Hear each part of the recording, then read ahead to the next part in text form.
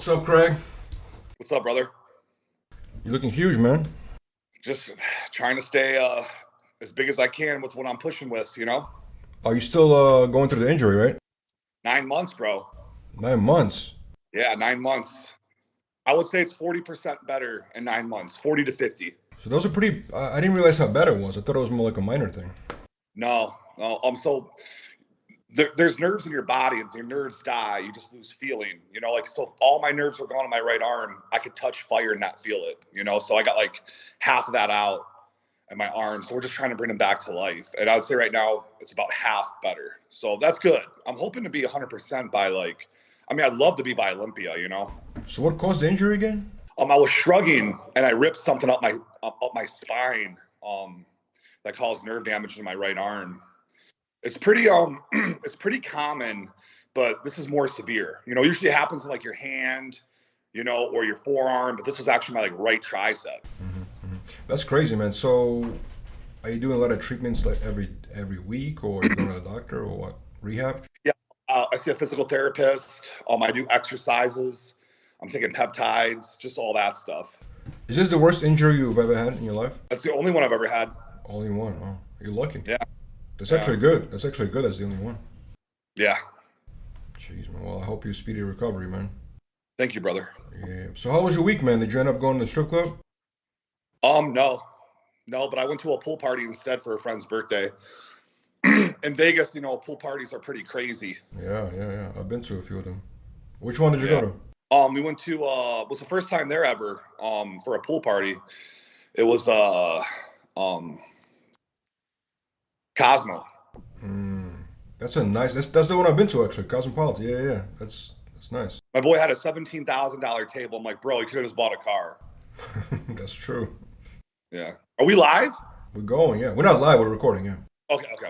Yeah. That's actually my favorite hotel in Vegas, Cosmopolitan. Yeah, I'm gonna have to agree. That and Encore. Yeah, because it got balconies. That's why I like it.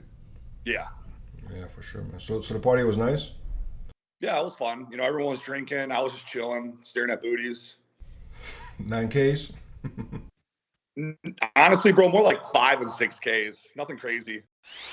All right, man. So let's get to it. I want to get your opinion on the Mayweather Logan Paul fight. Did you see it? I saw some of it. It was extremely boring. It just looked like they were hugging each other here and there. I was telling my boy at the gym the other day, man. I know I've never, been a fighter or trained to be one, but I don't know, man. If I got in the ring, I'm going at you and I'm going at you fast. I want to get this done with as quick as possible. I don't want the anxiety of, am I going to get hit hard? You know what I mean? I want to get this over with. So I feel like a lot of these fighters are just kind of like I said, I've never done it, so I couldn't tell you how it works. I know you got to kind of you know, you know what I mean? But I just want to get it. I'd want to get it done as fast as possible. So, Well, um, it's interesting. A lot of people thought that Mayweather's gonna knock him out. They were hoping for that. They were waiting for that moment, right? Kind of like McGregor when he fought McGregor, he knocked him out at some point. yeah, They were waiting for that moment, but it didn't happen. yeah. I mean, like I said, from what I saw, it was just really, really boring. Really, really boring. But in Logan Paul's kind of like in his defense, right? Do you think he used size in his advantage because that was a huge size advantage. It was like almost 200 pounds. Absolutely, yes. I think it made a big difference in the fight. He was really tall. Floyd would have to punch up to get at him, which would tire him out quicker. And he ain't no young pup. He's like what, 51? So you know what I mean. I think I it was a think he's huge younger. I advantage. think he's younger than that. I think he's like 40, 44. I think. Oh, okay. Wow, I didn't know that. My bad, brother. Not gonna talk people way up in age, but I wasn't sure. But yeah, I guess that's not too bad. I could have swore I heard 50, but yeah, man. And that's his boxing record, 50 and 0. Okay, that's That's what it that's is. what you're talking about. But yeah, what I'm saying is even though I think they did an unofficial because there was no score, right? Nobody really won, but they did an official score by points. Mayweather won, like if you count the points. But I feel like Paul because he only fought like once before, you know what I'm saying? He's going Yeah, against the best fighter and he didn't get knocked out. That's like an accomplishment, like a huge yeah, accomplishment. he went against the best there is, and he didn't fail. So I think that was definitely a huge plus for him for sure. He'll probably go far. In that industry, I believe he'll go really far for sure. That's crazy. Him and his brother are just changing the whole thing. Jake Paul Yeah. and Logan Paul is crazy. What they doing? He's the kid that got started on YouTube, right? He became Yeah, like yeah. okay. Both brothers have became like YouTube celebrities, basically huge. Wow. That is awesome. I haven't really seen too much of their stuff, but I've heard. Yeah, yeah, yeah. It's like, but now they like mainstream. You know what I mean? Like mainstream athletes, basically. Isn't that crazy? Yeah, good for them. That's awesome. They knew how to play. They're not actually they're not stupid. People think they're just stupid, but they're actually very smart kids. You know what I mean? Like calculated. You know what I'm saying? And something is working for them. Stupid if you're making that kind of money. Period. Like if, no matter what you're doing, if you're making good money, and I've seen their MTV Cribs, whatever, it looked pretty cool. It looks like he has his shit together, man. He had a pretty nice house. He had a couple rides, so yeah, he's definitely far from stupid. He knows what he's doing. But they know how to get under people's skin though, because they look at them just like celebrities or whatever. They want to be boxers now, so like they're waiting for that moment for them to get both knocked out. You know what I mean? People are craving that. I think. Yeah, no, absolutely. I can see that. The Jake, his brother, is fighting the MMA fighter actually, former UFC champion. Okay, yeah, Woodley. Yeah, Woodley. I do know a little about his brother too.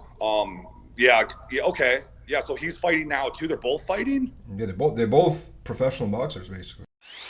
Now, what about you, Craig? I mean, have you ever thought about being in a celebrity boxing match? Never, never. I'm not a fighter. I'm a lover, bro. I know, I but for the sport, for charity, for charity. Oh, for charity? No, not at all, man. I'm not really big on fighting. Plus, my arm, bro, I couldn't even swing if I wanted to. Like as of now, you know what I mean? Yeah, I remember my right arm has nerve damage, so I can't even lift heavy right now. So to throw a punch, I couldn't even do that. I'm far from that. You used to be a bouncer at one point, right? Did you get into fights or scuffles when you did that? Yeah, I was a bouncer, and I did bodyguarding too. Actually, Floyd wanted me at one point, I believe, way back in the day. But being a bodybuilder and back when I was competing, it was a little harder to do work like that. Like, when Floyd wants you, you're there. He hits you up, you got to go to him. You have like 45 minutes to get to him too. So I can't live a life like that if I'm like competing, in bodybuilding. So that's like one thing you got to take in consideration.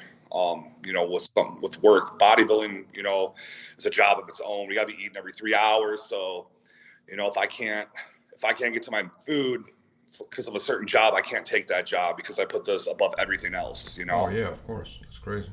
Yeah, that's bodyguarding is time consuming. You gotta, yeah, it's like babysitting in a way. Yeah, I did it for a while. Never got in a fight. I almost beat up a client. But other Why?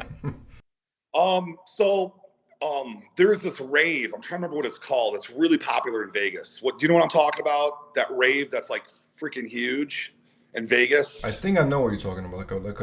Like everyone goes to it. Yeah, I'm trying to remember what it's called, but some guy hired me to bodyguard him, his friend, and like 4 chicks. So he's like, what's your rate?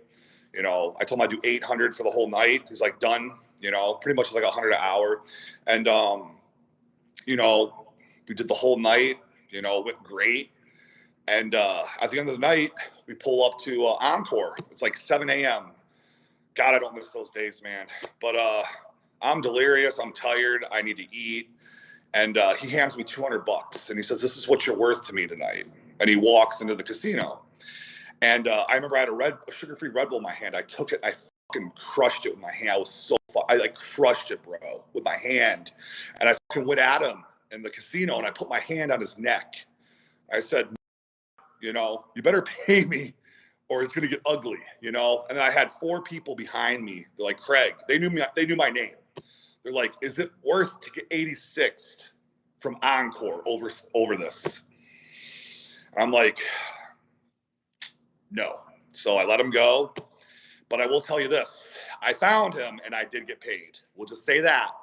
And, the moral of the story is get paid up front and don't bodyguard drug addicts, because he was on the I witnessed it. And the reason why he tried to jip me is because this chick was all over my arms all night. It's like, bro, keep control of your chick. If she likes these peaks, there's nothing I can do, bro. Like it is what it is. So I guess he just got jealous because this chick was all over my peaks. And all over your peaks. Yeah, the biceps was set, and yeah, so That's the only time I ever got like kind of physical ever, man. Every other time, man, it's cake. You just kind of stand there, look huge, and make sure everything's legit. You know, usually guys when they want a bodyguard, it's more just to look cool, look important, and also like maybe get them more chicks, in my opinion. You know. That's a crazy story, man. That guy was definitely messed up. I mean, Yeah, he was on all kinds of shit, man. but back to celebrity boxing question, right? I know you don't do that, right? But like, who do you see as a matchup that people want to see you against? Who in a perfect world? Let's say your arm is fixed, you good. Who do you think they want to see you box? What do you think it'd be Big something? Ron. Big Ramy. Maybe you can make it happen because you teammates with him. You're on the same team now. Yeah. Enhanced. Yeah, that'd be kind of cool. I mean, no other one offhand that I can really think of, you know? What do you think? That's what I was thinking about that actually. I'm like, who can be the matchup? I wonder if it'd be like a smaller guy or like the same size. You know what I'm saying? Because then you'd be using his size. You'd be using your size, and then somebody be just more like, you know what I mean? Yeah, I mean, Rami is like, I think he's like 5'10", right? 5'9", 5'10". Yeah, something like 5'9". Yeah, maybe Bradley Martin and you. Oh yeah, you know, that'd be kind of funny. People say we kind of looks like brothers, like similar with the beard and hat. So that'd be kind of funny. Yeah, that'd be a good one. I think he's strong. He's like he's like an athlete. You know what I'm saying? Yeah, no, he'd probably move a lot faster than me for sure. I probably have at least 100 pounds on him. I wanted to ask you something random. Do you know Pauly Shore? Did you do like something on him online? Yes. That was funny. Yeah. Pauly Shore. Man, I can't believe we're actually talking about Pauly. This is great. So Pauly Shore was my idol when I was in high school. I absolutely like worshipped him as an actor. I wanted to be him. I loved how goofy he was. I loved the weasel thing, and we actually are friends. I met him in Vegas, and I was like, I came up to him like, bro, what's that? The weasel, what's that? You know, he was like, whoa, you know, and we exchanged numbers, and we were supposed to meet up a few times, and it just didn't happen. Kind of my fault. But we've gone on Instagram Live 3 times, and people loved it. You know, I saw that. It was funny. You saw it, yeah. And we do text here and there. He wanted me to do his podcast actually. He has a podcast too, and he wanted me to come over like 9:30 a.m. Bro, back then I was waking up at like 11 in the morning, so I just kept on missing it. And I'm like, I know Pauly, you know, I'm trying, but we're definitely gonna get some type of video together. When my streak's all gone, I want to start doing more collabs, and he's one of them for sure. Does he lift? He actually does. He's not like 5 days a week, eating every 3 hours type, but he goes to the gym here and there. I think it's just to stare at the Betties, which is AKA girls. If you watch his movies, you remember you call them Betties. All right, Craig. So competitive bodybuilding. You started off as a bodybuilder, right? A competitive bodybuilder. Yes, absolutely, yes. So the story behind that is, I was just getting bigger and bigger and bigger, and I had no plans to compete ever. And then people were just like, Craig, you look like a pro, or you're pushing to be a pro. Are you trying to compete? And I said, maybe I should, huh? And some girl was like, do this California show, get your feet wet, try it out. So I did the show, and I prepared for it. I didn't have a lot of knowledge. I just took what I could from people around me. There's a bodybuilder at my gym back in the day. His name was Robert Hatch. He was like 3rd at USA's, and I kind of just took a lot of knowledge from him. And I ended up winning my class, which was kind of cool. My first show ever. And then I got second my next show a week later. So I was like, okay, I'm not super bad at this, so maybe there's something here, and I just kept on going and going and going, man. And, I honestly never took like 100% into it, man. I wasn't one of those bodybuilders that was just like living, breathing, and doing it. I was just kind of doing it and not enjoying it at all. Like, oh, should I do cardio today? We'll just wait next week. It was kind of one of those things, man. I didn't really put 100% into it. I would say 2009, I went a lot harder. I had, a lot of good support back then, a lot of help. I had a chick making all my meals. That was great. So, 2009, I took it more serious. I got really shredded. I did pretty good. I got second place in one show, second in another, and then I did the USA's and got 15 out of 30 something. What was your stage weight when you competed? So we'll just judge that on 2009 and 10, like the last major years I competed. So 2009, I got down to like almost 4% body fat. And that was the most shredded I ever got. And I think on stage I was like 245, 246. And you know, I asked the judges, what do I need work on? And they said, you need to be bigger. I was like, okay, I need to get bigger. So the next year I did like a major off season, got up to 310. And then I was on stage at like 274, 273, 272. So huge difference. And but then once again, the problem was conditioning. It sucked. So after that, I was like, I'm done. I don't want to do this anymore. I was too shredded and I was too big. It's too much, you know, like being the whole total package at 6'3". And then I competed one last time in 2013, but that was, once again, I just needed to get in shape for photo shoots because I started a supplement company called Golias Nutrition. And we needed pictures, you know, because back then magazines were still about there. So I just told myself I should probably compete if I want to get shredded. So I competed again. That was your last time? Yeah, I went on stage against for the overall. It was a pretty good lineup. It was that classic. Who's that classic physique guy? Chris Bumstead? No, Breon. Oh, Breon. Yeah, Breon. Yeah. It was Breon and it was Matt Porter. All three of us for the overall. That's kind of cool lineup.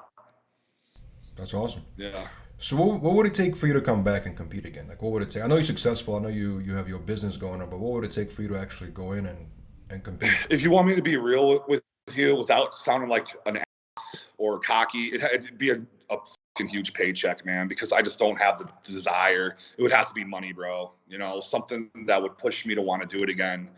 You know, I'm comfortable with what I'm doing now, so it would just have to be something like that. Some bored billionaire would have to hit me up and be like, Craig, I want to see you on stage. Here's a check. Like, it has to be something stupid like that, man, because the desire's just gone, man. I see like a couple big dudes in the industry, and they're just like, they look so big and massive, and they're just not placing, bro. I'm just like, that's me right there, bro. No matter how big and massive, dude, it's just so much harder to win shows when you're this big and tall, you know? Well, there's nothing wrong with saying what you said. I mean, it has to be worth for you to do, you know what I'm saying? Guys, I hung up my trunks how many years ago? 7, 8? Crazy long time ago. I'm sure a lot of people would want to see you compete. Like, you know what I mean? They would definitely be tuning in for that, you know what I'm saying? Yeah. Yeah, I mean, realistically, you know, if I wanted to, if I was going to compete, I'd bulk up to probably like 370, hard, you know, not fat, do a shred and try to be on stage at like 315. That would probably be the goal, you know? So for you, Craig, what was the toughest thing about being a competitor? Like, was it just cutting weight down, or was it, you know, dieting? Was it cardio? What was it? What would you say was the toughest thing about actually getting on the stage for you? Every single freaking thing you said, to be honest with you. The cardio was a nightmare. The food was a nightmare. Supplementation was a nightmare. The training, everything was a nightmare, man. You know, like I'm always like, my anxiety is just like, oh, I'm getting shredded, but am I big enough? Or I'm not getting shredded enough, but I'm really big. Like, it's always like, you're never satisfied. It's like, no matter what, you're giving it your all, and you're just like, I'm still not satisfied. This isn't good enough. I'm trying to get a first place trophy here. I'm trying to get my pro card.